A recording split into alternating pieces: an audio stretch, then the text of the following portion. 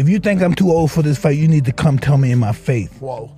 It's amazing they got paid so much money for that. 25 million and 40 million? I think 20 and 40. Yeah, 20 and I think that's 40. what I'd heard.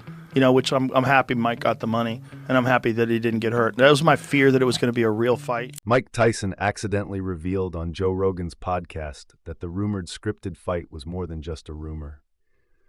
While getting worked up, Tyson unintentionally confirmed that the entire match was staged, exposing it in the most hilarious and humiliating way possible. Fans' worst fears were confirmed as Tyson spilled the beans without even realizing it.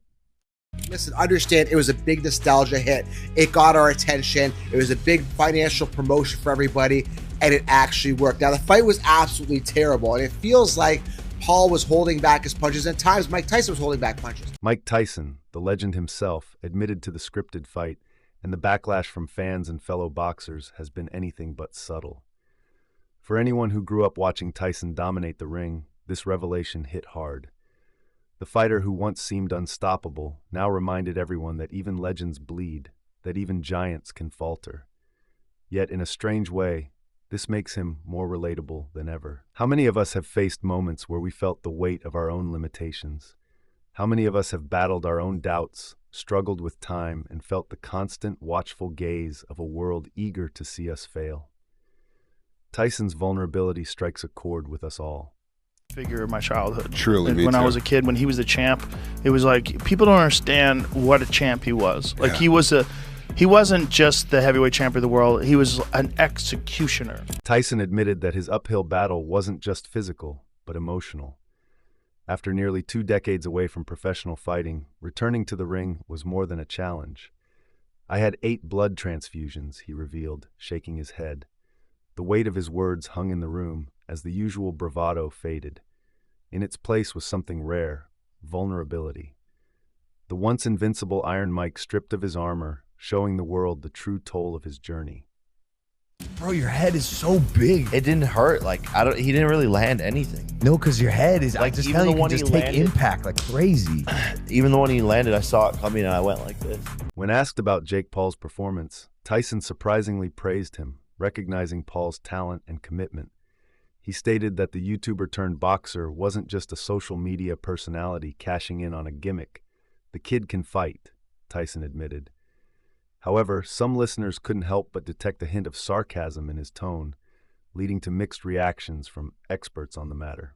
You've just beaten up a fucking 58-year-old. What am I going to do? Give you credit because you didn't do it that badly? Like, it's not really that honourable, but I was pleased that Mike Tyson seen the fucking final bell, because just for his own manly pride, you know what I mean, to just say, yeah, I fucking stayed in there with him. I didn't go down. And then came the inevitable question about the fight being scripted. Is this rigged or not rigged? See how hard Mike punches? Everyone thinks that Mike is like toying with him, like Jake Paul is Mike's prison bitch. At first, Tyson was quick to shut down the speculation, calling it nonsense. According to him, the viral audio clip of Paul allegedly saying, "I got your money," was blown out of proportion.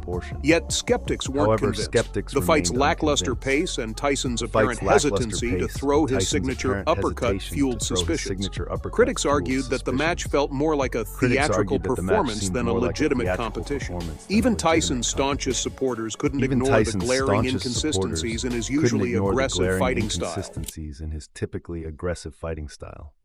So to answer your question, 100% this was fixed. They sat it out and talked about it. It went to decision because that was a neutral way to end it, and it went the full 8 rounds to keep people entertained. They didn't want it to end quickly. 100% it was fixed. It was smart on them, a big money grab. Joe Rogan pressed Tyson on whether he believed Jake Paul was the real deal or simply a marketing genius. And I watched the guy's face, and I watched that confidence bleed from his face instantaneously. Yeah. He had absolutely lost the fight long before Mike had ever gotten in the ring. Tyson, ever the pragmatist, admitted that Paul's ability to sell a fight was undeniable. That's half the battle these days, he remarked, hinting at how boxing has become as much about showmanship as skill. But even as he acknowledged Paul's promotional savvy, Tyson couldn't entirely dispel the doubts surrounding the match. For every compliment he gave Paul, there was an undercurrent of self-awareness about how the spectacle reflected on his legacy. You know, Shannon, you're Super Bowl champion. You know what I'm saying? We've been covering sports, I've been covering sports for 30 years. It's one thing for an exhibition here, there, whatever, but you can't continue to be allowed to build a career without getting into the ring with fighters. If I remember correctly, correct me if I'm wrong, Shannon, I think the Mexican monster himself, David Benavidez, I might be wrong, but I think it was him. He said, I'll fight him. Now, this is a man that fights at 168, Molly. Jake Paul was in the ring at 228. Tyson, ever the pragmatist, admitted that Paul's ability to sell a fight was undeniable.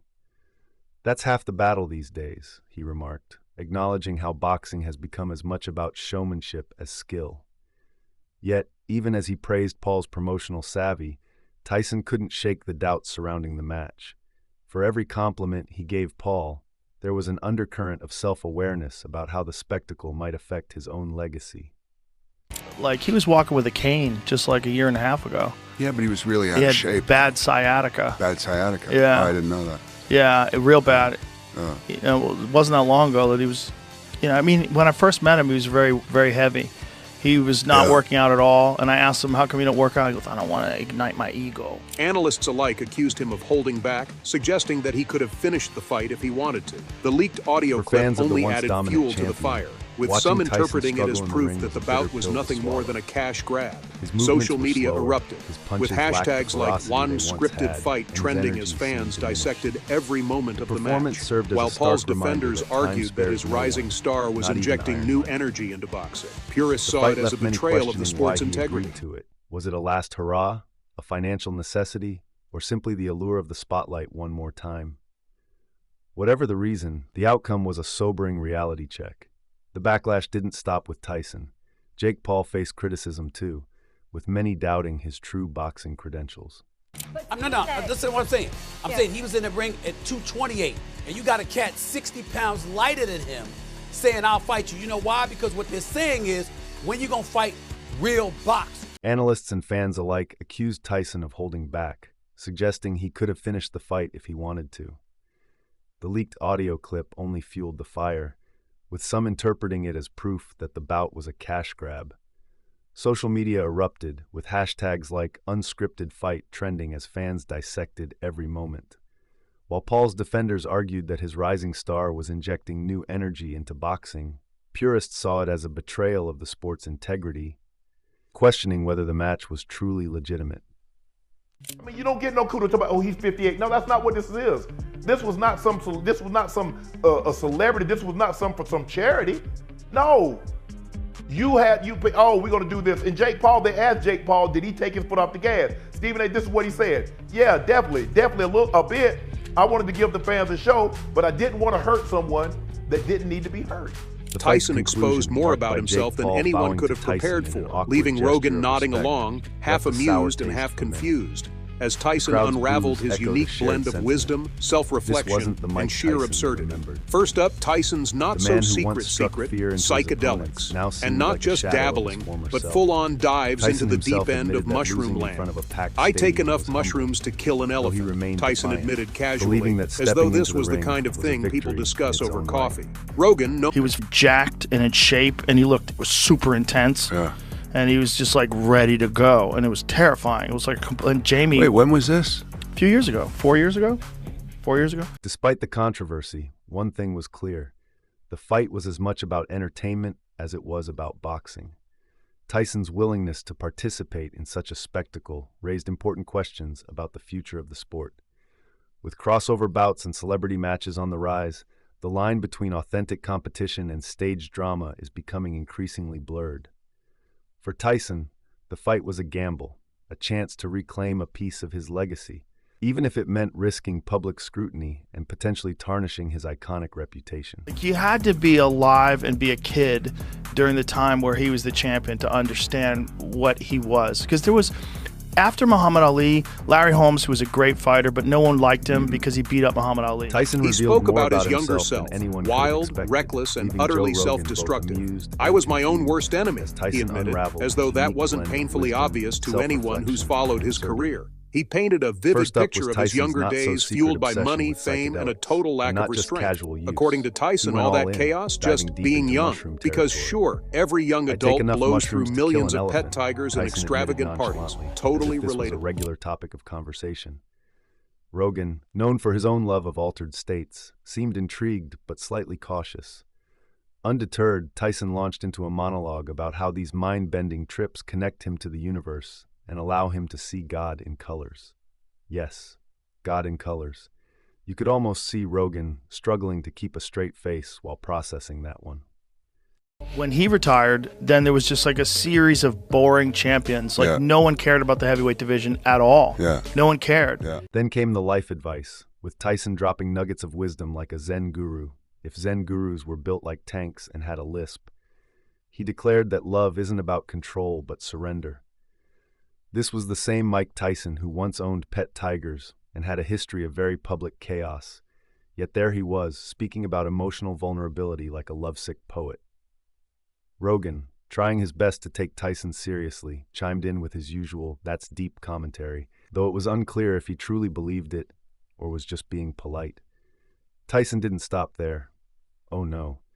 He peeled back layers of his past like a man who'd finally decided that brutal honesty was now his brand. Tyson spoke about his younger self, wild, reckless, and utterly self-destructive. "I was my own worst enemy," he admitted, though that wasn't exactly a revelation for anyone familiar with his career. He painted a vivid picture of his younger days, fueled by money, fame,